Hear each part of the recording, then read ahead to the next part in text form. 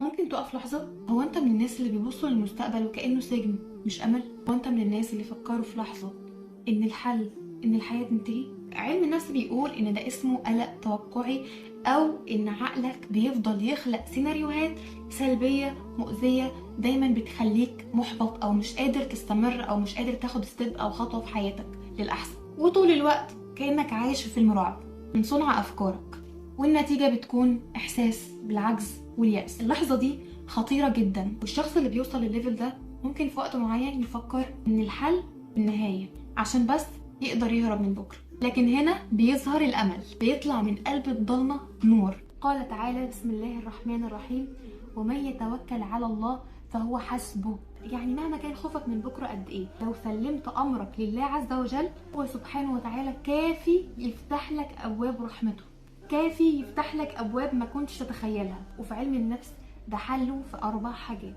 اول حاجه وهو الكوجنيتيف بيهيفيرال ثيرابي، وطبعا ده العلاج المعرفي السلوكي، وده هنتكلم عنه بشكل تفصيلي في الحلقات الجايه. طيب ناخد منه ايه في الفتره الحاليه او في المشكله اللي احنا اتكلمنا فيها؟ ان احنا نغير الافكار المؤذيه او الافكار الكارثيه بافكار اكتر واقعيه، واكتب مخاوفك وقارنها بالحقائق اللي على ارض الواقع. تاني حاجه جول سيتنج، يعني حدد هدف، وده بنعمله لما نقسم المستقبل لمهام صغيره، كل خطوه بتديك احساس انك بتكنترول على نفسك او قادر تحكم نفسك او تسيطر على نفسك في الحاجه دي.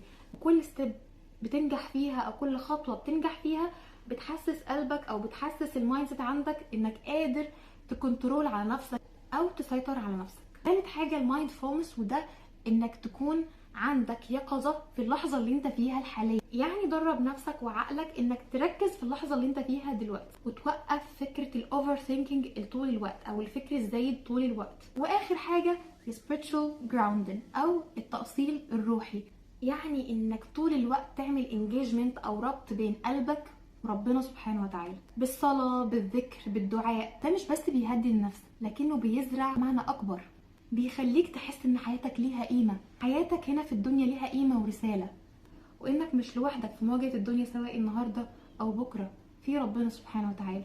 لو حسيت ان الكلام لمس قلبك او وصل لك معلومة كنت محتاج تسمعها، يا ريت تشير المعلومة دي مع غيرك عشان غيرك يستفيد، وما تنساش تعمل فولو عشان يوصلك باقي السلسلة. سلام عليكم.